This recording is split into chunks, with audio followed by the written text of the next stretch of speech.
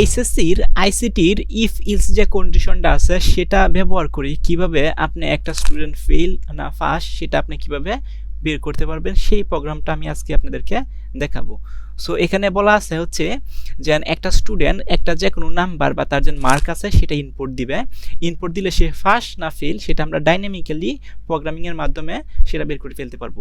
যেমন ধরেন কোনো শিক্ষার্থীর যদি মার্ক নাম্বার থাকে সেটা হচ্ছে ধরেন 33 বা তার চেয়ে বেশি তাহলে পাস। সচরাচর আমরা কি জানি, যদি কোনো স্টুডেন্টের যে নাম্বারটা থাকে সেটা হচ্ছে 33-এর যদি বেশি থাকে তাহলে আমরা কি জানি সে স্টুডেন্টটা পাস করছে, আর সেটা যদি 33-এর কম থাকে তাহলে কি করছে সে ফেল করছে সেটা আমরা জানি। তাহলে সি প্রোগ্রামে সেটা আমরা কিভাবে ডাইনামিক্যালি বের করব। তো ফার্স্ট অফ অল @include_studio.h এটাকে আমরা বলি কি হেডার ফাইল, সেটা তো লিখতে হয় আপনারা সবাই জানেন। তারপর একটা ইনিট মেইন নামে একটা ফাংশন নিতে হয়, এই মেইন ফাংশনটা এখানে শুরু হয়েছে এবং এই যে এখানে যে শেষ হয়েছে। এখন আপনারা তো জানেন সি প্রোগ্রামে মেইন ফাংশনের ভিতরে সব কোড কিন্তু লিখতে হয়। সো এই মেইন ফাংশনের ভিতরে কিন্তু আমরা সব কোডগুলো লিখবো। তাহলে ফার্স্ট অফ অল প্রথমেই আমি একটা ভেরিয়েবল নিছি, এই ভেরিয়েবলের নাম দেওয়া হয়েছে কি মার্ক, MARK, মার্ক নামে একটা ভেরিয়েবলের নেওয়া হয়েছে। এখন এই ভেরিয়েবলের মানটা কিন্তু আমি এখানে ডিক্লেয়ার করে দেই নাই, like mark is equal to ধরেন এখানে ইজ ইকুয়াল টু 5 বা হচ্ছে 40 বা 50 এরকম কিন্তু আমি ডিক্লেয়ার করে দেই নাই। এই মার্কটা হচ্ছে ইউজারে ইনপুট দিব, ঠিক আছে।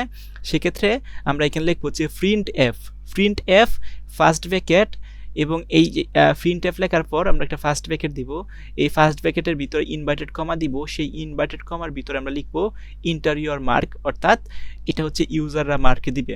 মার্ক দেওয়ার পরে ধরেন এইখানে কিন্তু মার্কটা প্রদর্শন করবে। ধরেন এইখানে কি মার্ক দিল হচ্ছে ধরেন লাইক হচ্ছে 45, মার্ক দিল 45। এই 45 যায় কি করব, এই যে ইনিট নামে ভেরিয়েবল মার্ক এটাকে এখানে জমা হয়ে থাকবে, মানে স্টোর হয়ে যাবে।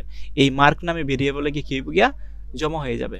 ওকে, আচ্ছা, এই মার্ক নামে যে ভেরিয়েবলের ভিতরে গিয়ে জমা হয়ে যাবে, এর আগে কিন্তু এটা কাজ করতে হবে। সেটা হচ্ছে আমাদের যে মার্ক কি নিব, মার্ক আমরা কি জানি নিউমেরিক্যাল অর্থাৎ নাম্বার হয়ে থাকে। তো সেটাকে কিন্তু ফার্স্ট অফ অল যখন ইউজারে বা কোনো একটা ইউজারে মার্ক ইনপুট দিব, সেক্ষেত্রে সেটাকে আমরা ফার্স্ট অফ অল প্রথমেই নাম্বারে কনভার্ট করব। সো নাম্বারে কনভার্ট করার জন্য এই যে লেখা আছে scanf%d, এই scanf%d দ্যাটস মিন এখানে যে ইনপুটটা দেওয়া হবে সেটা যদি স্ট্রিং বা অন্য কোনো হচ্ছে ইউজার ইনপুট দেয়, সেটা অটোমেটিকলি সেটা হচ্ছে কনভার্ট হয়ে যাবে নাম্বারে। সো নাম্বারে কনভার্ট হওয়ার পরে যে এই যে মার্ক যেন আছে, এই যে মার্ক নামে যে ভেরিয়েবলটা আছে, এই মার্ক ভেরিয়েবল গিয়ে জমা হয়ে যাবে। আমি আবার বলতেছি, এইখানে যে ইউজার ইনপুটটা দিব সেটা যে কোনো ডাটা টাইপে দিতে পারে, সেটাকে আমরা ফার্স্ট অফ অল নাম্বারে কনভার্ট করতে হবে। সো নাম্বারে কনভার্ট করার জন্য এখানে লিখবো scanf, লেখার পর %d দিলেই মানে হচ্ছে এটা নাম্বারে কনভার্ট হয়ে যাবে। এবং এই নাম্বারটা যে কোথায় জমা হবে, এটা হচ্ছে মার্ক নামে যে ভেরিয়েবলটা নেওয়া হয়েছে এই মার্ক নামে ভেরিয়েবলে গিয়া স্টোর হবে বা জমা হবে। এরপরে আমরা কি করব, আমরা কন্ডিশন চালাবো। ফার্স্ট অফ অল আমি লিখবো ইফ লেখার পরে এই যে শর্তটা দিব, ইফ ফার্স্ট ব্র্যাকেটের ভিতরে মার্ক 33-এর যদি সমান অথবা বড় হয়, এই যে দেখেন মার্ক 33-এর সমান অথবা যদি বড় হয় তাহলে printf এখানে কি লেখা বসবো পাস, ইলস অন্যথায় printf ফেল। এবং এখানে রিটার্ন করে দিব কত, রিটার্ন